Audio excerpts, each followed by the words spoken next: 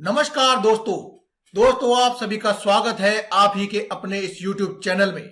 दोस्तों आज मैं फिर आप सभी के सामने हाजिर हूं एक और नई वीडियो के साथ। दोस्तों जैसा कि आप सभी जानते हैं, देव उठनी एकादशी का पर्व है। यह पर्व दीपावली के पर्व के बाद आता है। इस एकादशी का सबसे बड़ा महत्व और विशेष महत्व बताया गया है।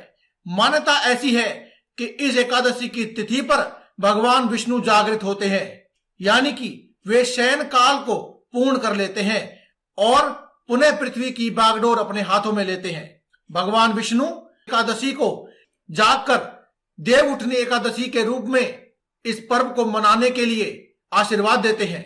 इस दिन से ही चतुर्मास आरंभ होता है। कार्तिक शुक्ल पक्ष की एकादशी के दिन भगवान विष्णु के उठते ही चतुर्मास समापन हो जाएगा।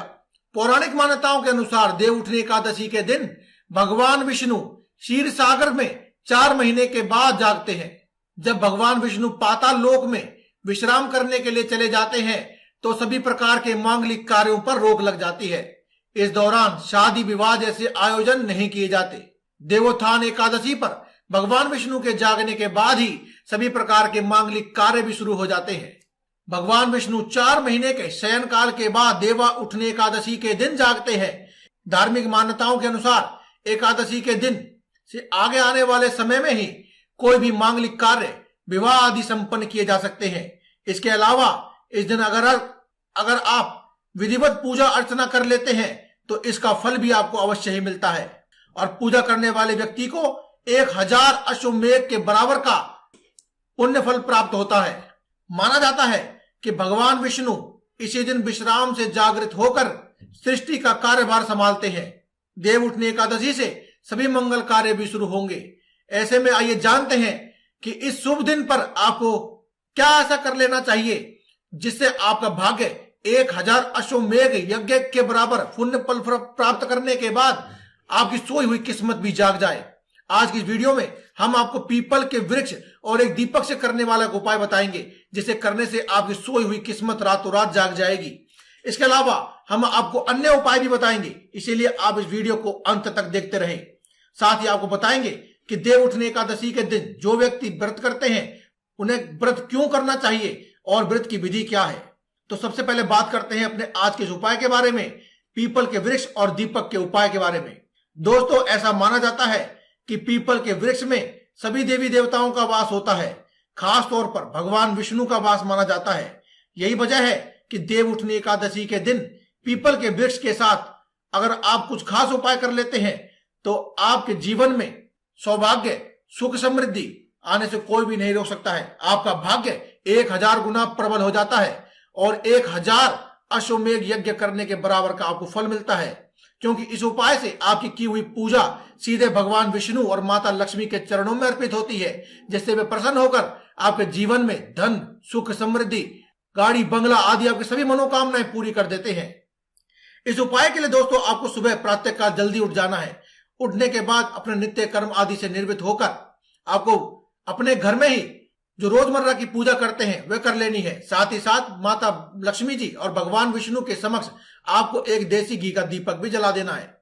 दीपक जलाने के बाद अपने हाथ जोड़कर आंखें बंद कर लें और ओम नमो भगवते वासुदेवाय इस मंत्र का आप 11 बार जाप करें। 11 बार जाप कर लेने के बाद आप इस जलते हुए दीपक को उठाकर ले जाएं और एक पीपल के वृक्ष के नीचे आप इसे रख दें। इसमें केवल आपको ध्यान इसी बात का रखना है कि आपको यह दीपक हो सके तो गाय के देसी घी का या फिर देसी घी में जो आमतौर पर आपके घर में उपलब्ध है उसका ही आपको जलाना है। तेल आदि का आपको दीपक नहीं जलाना है। दोस्तों अगर ले जाते वक्त अगर आपका दीपक बुझ जाता है तो कोई बात नहीं, आप पीपल के पेड़ के पास जाकर इसमें थोड़ा सा घी और डाल दें और उसके बाद आप इस दीपक को प्रज्वलित कर दें। दीपक को प्रज्वलित कर देने के बाद आप पीपल के पेड़ की 11 परिक्रमा करें और अपनी मनोकामना मन ही मन बोले और उसके बाद बिना पीछे मुड़े देख करके आप अपने घर वापस आ जाएं। दोस्तों इतना मात्र उपाय कर लेने से आपके जीवन में सुख शांति और समृद्धि का वास होगा और लक्ष्मी जी का सदा के लिए निवास होगा। दोस्तों अब बात करते हैं बाकी और उपाय की। अगर आप इस उपाय को करने में सक्षम नहीं है फिर भी आप लक्ष्मी माता की कृपा प्राप्त करना चाहते हैं तो आप क्या उपाय कर सकते हैं। दोस्तों देव उठनी एकादशी के दिन स्नान करने के बाद भगवान विष्णु के साथ मां लक्ष्मी की विधिवत पूजा आपको जरूर करनी चाहिए। जैसा कि हमने आपको बताया कि प्रातःकाल जल्दी उठ जाए। अगर आप जल्दी नहीं उठ सकते हैं तो कोई बात नहीं, जिस समय आप रोज उठते हैं वहां उठे और स्नान आदि करने के बाद अपने नित्य कर्मों से निवृत्त होकर अपने घर के पूजा के मंदिर में जाकर बैठे और माता लक्ष्मी की प्रतिमा यानी कि उनकी मूर्ति या फिर उनकी तस्वीर के सामने एक देसी घी का दीपक जलाए। दोस्तों, आपकी जानकारी के लिए बता दें कि माता लक्ष्मी के समक्ष हमेशा आपको देसी घी का दीपक ही जलाना होता है। माता लक्ष्मी और भगवान विष्णु के सामने कभी भी तेल का दीपक नहीं जलाया जाता है। और यह भी हमेशा याद रखें कि इस प्रकार से दीपक जलाने से आपकी पूजा संपूर्ण मानी जाती है और व्यक्ति को माता लक्ष्मी का भरपूर आशीर्वाद प्राप्त होता है। क्योंकि दोस्तों, देव उठनी एकादशी का पर्व वैसे भी भगवान विष्णु के लिए समर्पित है। अगर आपने भगवान विष्णु के लिए कुछ खास उपाय कर लिए तो माता लक्ष्मी तो स्वयं खिंची चली आती है और सदैव के लिए आपके घर में निवास करने लगती हैं। इसके अलावा दोस्तों, देव उठनी एकादशी के दिन तुलसी विवाह की भी परंपरा है। इसीलिए आपको अगर अपने घर में धन धान्य की बारिश चाहते हैं कि हमेशा आपका घर धन धान्य से और सुख समृद्धि और धन से और पैसों से भरा रहे, इसके लिए आप देव उठनी एकादशी के दिन आप तुलसी विवाह भी अवश्य कराएं। देव उठनी एकादशी के दिन भगवान विष्णु के साथ तुलसी का विवाह कराने की परंपरा पौराणिक समय से चली आ रही है। इस दिन पर सुहागिन महिलाओं को यह विवाह जरूर करना चाहिए। ऐसा करने से उन्हें, जो भी इस उपाय को करता है, उन्हें अखंड सौभाग्य की प्राप्ति होती है। और माता तुलसी की पूजा करते समय आपको एक विशेष चीज यानी कि आपको एक विशेष कार्य भी अवश्य करना है। आपको एक लाल चुनरी जो कि बिल्कुल नई हो, आपको एक दिन पहले ही खरीद कर ले आनी चाहिए। अन्यथा आप देव उठनी एकादशी के दिन भी ला सकते हैं और ला करके माता तुलसी के ऊपर आपको उड़ा देनी है और उसके बाद तुलसी विवाह संपन्न करना है। दोस्तों, देव उठनी एकादशी के दिन शाम को घर के एक कोने में आपको एक दीपक जरूर जला देना है। और जैसा कि हमने आपको बताया था कि माता लक्ष्मी के लिए समर्पित ये दीपक देसी घी का ही होना चाहिए, क्योंकि माता लक्ष्मी के सामने या फिर माता लक्ष्मी की कृपा प्राप्त करने के लिए जब भी आप कोई दीपक जलाते हैं तो आपको वह देसी घी का ही दीपक जलाना है। और इसके बाद आपको उसी कोने में माता लक्ष्मी को अपने मन में निवास करके आप ये समझ लें कि यहाँ माता लक्ष्मी जी हैं, उस दीपक में ही माता लक्ष्मी को समझें और उनकी पूजा जरूर करनी चाहिए। इनकी पूजा करने के लिए आप उन्हें पुष्प अर्पित करें और थोड़े से चावल डाल दें। ऐसा करने से माता लक्ष्मी की संपूर्ण कृपा आपको प्राप्त होने लगती है और आपके घर में हमेशा ही आपके पूरे परिवार के ऊपर माता लक्ष्मी का आशीर्वाद रहता है। और ऐसे घर में जहां माता लक्ष्मी का निवास हो, घर के हर सदस्य के ऊपर माता लक्ष्मी का आशीर्वाद हो, वहां पर कभी भी धन की कोई कमी नहीं होती है। दोस्तों, अगर आप माता लक्ष्मी को जल्दी प्रसन्न करना चाहते हैं तो आप लक्ष्मी सूक्त का पाठ भी अवश्य करें। दोस्तों, लोग दीपावली के दिन माता लक्ष्मी को प्रसन्न करने के लिए लक्ष्मी सूक्त का पाठ करते हैं। ऐसा करने से आपके सभी आर्थिक संकट जो हैं वो दूर हो जाते हैं। लेकिन देव उठनी एकादशी के दिन भी आपको लक्ष्मी सूक्त का पाठ अवश्य करना चाहिए, क्योंकि देव उठनी एकादशी के दिन भगवान विष्णु की कृपा प्राप्त की जाती है। क्योंकि ऐसा माना जाता है कि जब भगवान विष्णु की कृपा आपको प्राप्त होती है तो माता लक्ष्मी जो कि उनकी सेविका है वो स्वयं आपके पास आती है। ऐसे में अगर आप भगवान विष्णु की कृपा प्राप्त करने के लिए दीपक जलाएंगे और साथ ही साथ लक्ष्मी सूक्त का पाठ करेंगे तो माता लक्ष्मी और भगवान विष्णु दोनों की ही आपको कृपा प्राप्त होगी। और इस प्रकार की कृपा प्राप्त करने वाला व्यक्ति जो कि पूजा पाठ कर रहा है, उस व्यक्ति और उसके पूरे परिवार का सभी आर्थिक संकट दूर हो जाते हैं। अगर आप चाहें तो आप अपने लिए नहीं बल्कि अपने परिवार के किसी सदस्य के लिए भी पूजा कर सकते हैं। इसके अलावा दोस्तों, एक गुप्त उपाय भी हम आपको बताएंगे। इसके बाद हम आपको बताएंगे कि इस एकादशी यानी कि देव उठनी एकादशी के दिन आपको व्रत किस प्रकार से करना चाहिए। दोस्तों, बात करते हैं उपाय की। दोस्तों, आपने शंख के उपाय बहुत सुने होंगे और हो सकता है आपने किए भी होंगे, लेकिन देव उठनी एकादशी के दिन आपको एक दक्षिणावर्ती शंख आपको लेकर आना है और उसमें आपको गाय का दूध भर लेना है और इस दूध से भगवान विष्णु की प्रतिमा पर आपको अभिषेक करना है। अगर आपके घर में भगवान विष्णु की प्रतिमा नहीं है तो आप इनके तस्वीर चित्र पर भी कर सकते हैं, या फिर आप अपने घर के नजदीक में जहां कहीं भी भगवान विष्णु का मंदिर हो वहां पर जाकर के आप ये उपाय कर सकते हैं।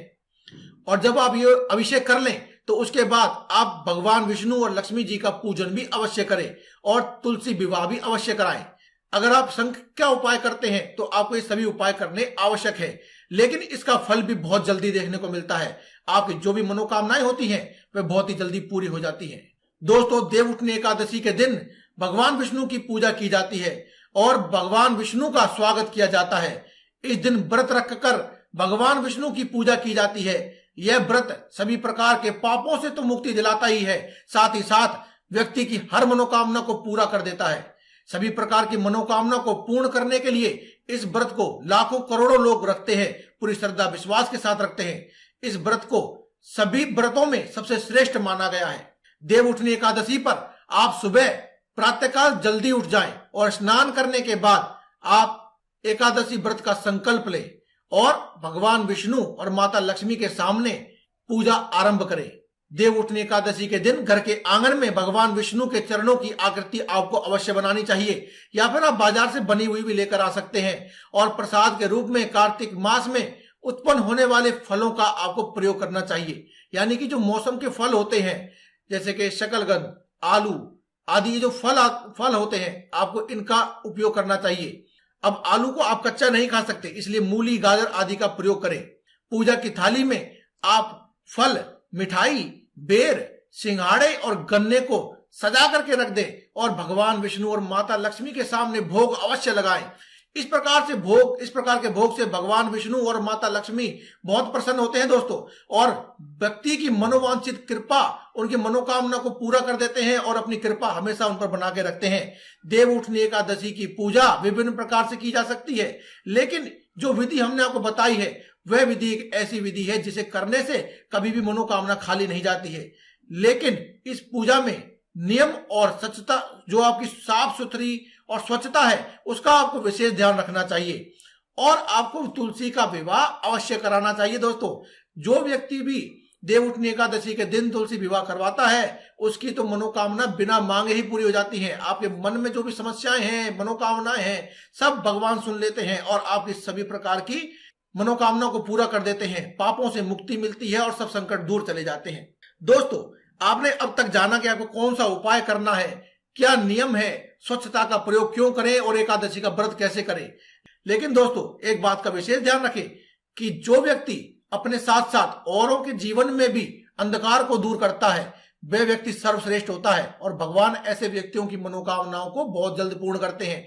इसीलिए दोस्तों, आपसे हमारी विनम्र विनती है और आपसे प्रार्थना है कि आप इस वीडियो को ज्यादा से ज्यादा लोगों तक शेयर करें ताकि और भी लोग इस वीडियो का लाभ उठा सकें और ज्यादा से ज्यादा लोगों के जीवन में उजाला हो सके और आपको भी पुण्य फल की इससे प्राप्ति होगी। तो दोस्तों, आज की वीडियो में केवल इतना ही। कल फिर आपसे मुलाकात होगी एक और नई वीडियो के साथ। तब तक के लिए दें इजाजत। धन्यवाद। कमेंट बॉक्स में लिखना ना भूलें। जय महालक्ष्मी, जय भगवान विष्णु, जय गणेशा, जय बजरंगबली।